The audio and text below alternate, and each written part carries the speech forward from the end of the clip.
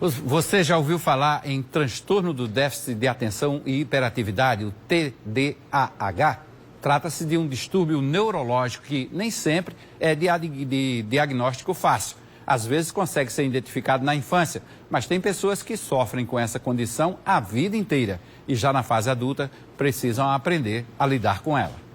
Se concentrar pode parecer algo simples, mas quando a sua mente não para um segundo sequer, criando fluxos e mais fluxos de pensamento, tudo fica difícil. O Daniel sabe disso e descobriu que no caso dele, isso acontece por conta do transtorno do déficit de atenção e hiperatividade, o TDAH, distúrbio neurológico do qual ele sofre. O sujeito que tem o TDAH, ele passa a vida inteira sem entender o porquê que algumas coisas acontecem com ele. Então, digamos que a minha infância ela foi repleta de algumas deficiências, em alguns momentos eu não me dava bem, a questão do não pertencimento, não conseguir prestar atenção na aula, ter muitas dificuldades na escola, né? Socialização. O diagnóstico veio tarde. Ele começou a pesquisar a doença quando estava na faculdade. No princípio, ele teve que rejeitar a ideia. Eu creio que não só para mim, mas eu creio que para todas as pessoas que estão dentro do TDAH, né? Eu acho que elas passaram por alguma vivência em que elas fazem esse processo de negação, elas passam por processos familiares também, que há uma incompreensão dos próprios coleguinhas, e você começa a trabalhar e as pessoas não entendem, né, o porquê que alguma demora para realizar uma tarefa ou não, algumas dificuldades de realizar ou de aprender alguma tarefa nova ou não, né?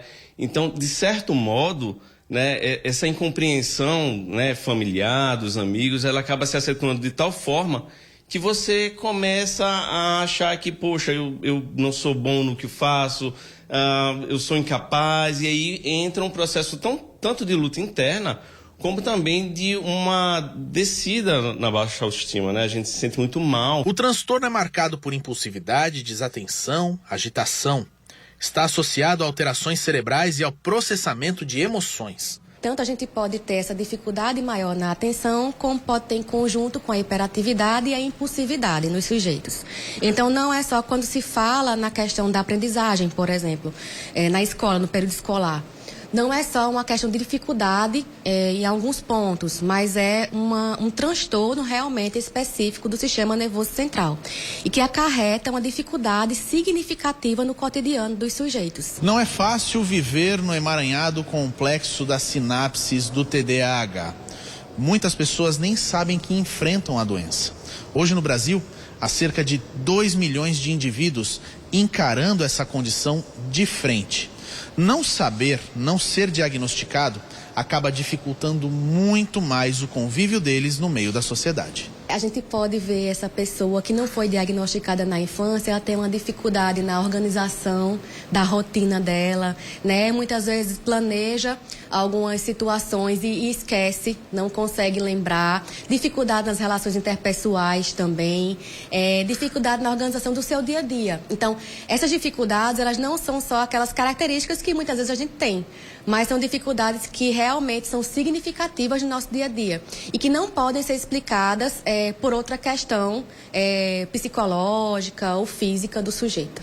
O diagnóstico tardio é muito comum, pois a hiperatividade e o déficit de atenção podem ser confundidos com a agitação tão comum para crianças e adolescentes e também com o acelerado do mundo em que vivemos. É necessário acompanhamento multidisciplinar para se chegar ao diagnóstico definitivo. A consciência mesmo veio depois de adulto, né? E principalmente quando eu estava cursando psicologia. Então, eu diria que a informação foi o que me salvou nesse processo. Uma das coisas que ficaram muito evidentes foi, por exemplo, a leitura de ter que retornar várias vezes, né, o mesmo parágrafo e, mesmo assim, ter uma dificuldade de absorver aquele conteúdo que estava lá. Com o diagnóstico em mãos, o Daniel conseguiu buscar ajuda. E hoje, além de buscar ajuda, como psicólogo, ele também a oferece. Pela internet, tem um grupo de ajuda a pessoas que enfrentam o TDAH. Cria vídeos e conteúdos junto com amigos para falar sobre o desafio que é encarar o transtorno de frente. Você pode acessar lá o grupo _rede no Instagram, manda uma DM pra gente e a gente vai te incluir no nosso grupo de WhatsApp, e lá a gente tem um grupo pra gente conversar, trocar ideia, e muitas vezes a gente faz reuniões online para que a gente possa estar ali trocando experiências e se ajudando entre si.